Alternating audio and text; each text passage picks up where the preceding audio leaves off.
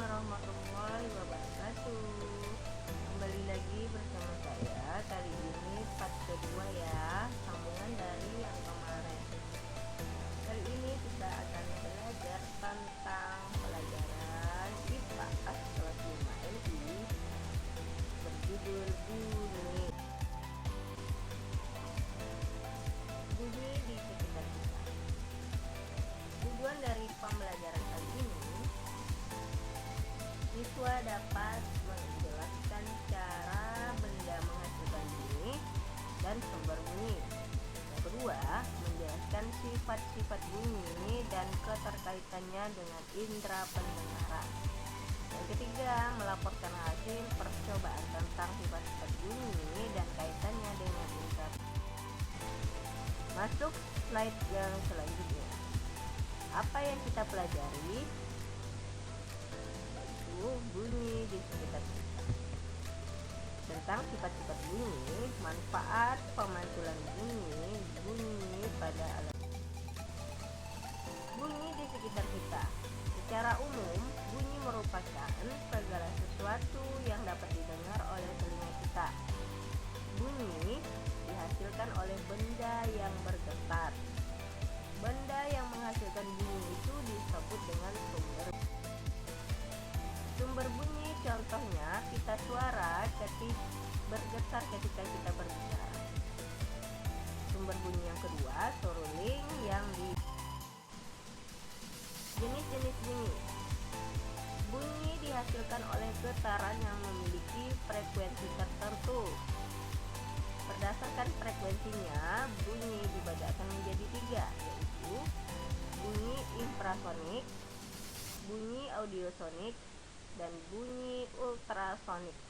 Kita akan satu. Yang pertama, bunyi infrasonik.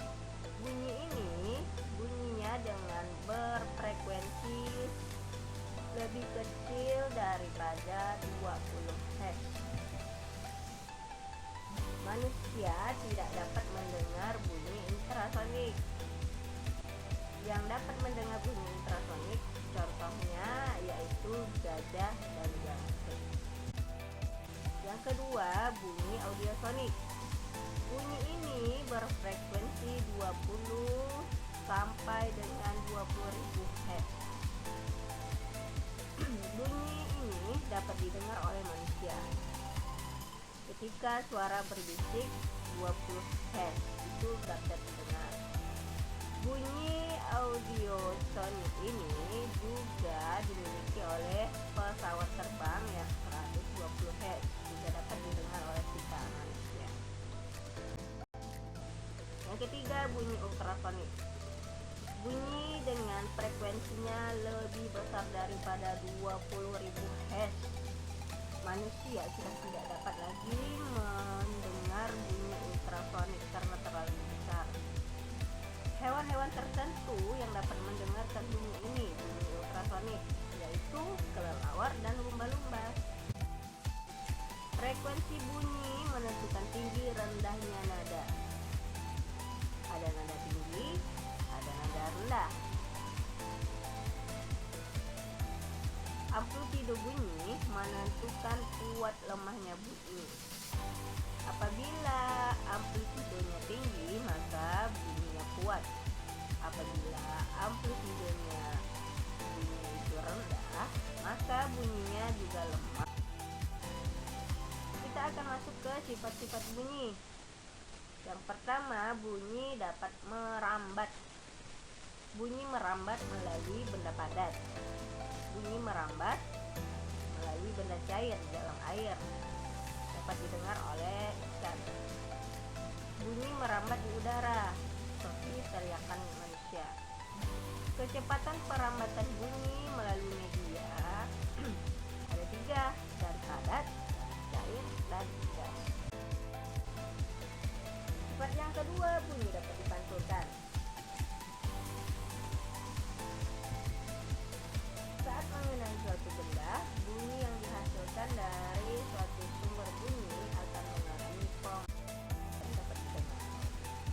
Macam-macam bunyi pantul. Bunyi pantul yang memperkuat bunyi asli, yang kita berbicara di ruangan yang sempit. Yang kedua, gema. Gema itu adalah pantulan bunyi yang terdengar setelah bunyi aslinya. Contohnya, suara orang yang berteriak di lembah. Saat kita berteriak di tebing, suara kita akan mengenai tebing dan akan memantul. Tebing akan memantulkan suara kita, tetapi jarak yang jauh membuat bunyi pantul tersebut terdengar setelah kita teriak. Jadi, gema yang terjadi suara pantulan akan terdengar setelah kita selesai berteriak. Yang ketiga, gaung. Gaung itu adalah bunyi pantul yang datang sebelum bunyi asli selesai dikirim. Suara yang terdengar ketika kita berbicara di ruangan yang sempit. Saat gaung, kita tidak dapat mendengar suara jelas aslinya. Hal tersebut karena bunyi pantul datang bersamaan dengan bunyi asli.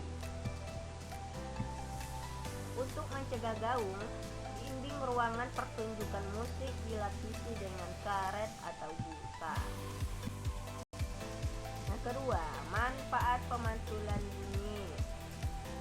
Yang pertama, dapat mendeteksi keretakan pada logam, memeriksa retak-retak tersembunyi pada bagian pesawat terbang. Yang kedua, pemeriksaan USG. Foto janin dalam perut ibu hasil pemeriksaan USG atau ultrasonografi. Manfaat yang ketiga, dapat mengukur kedalaman air laut.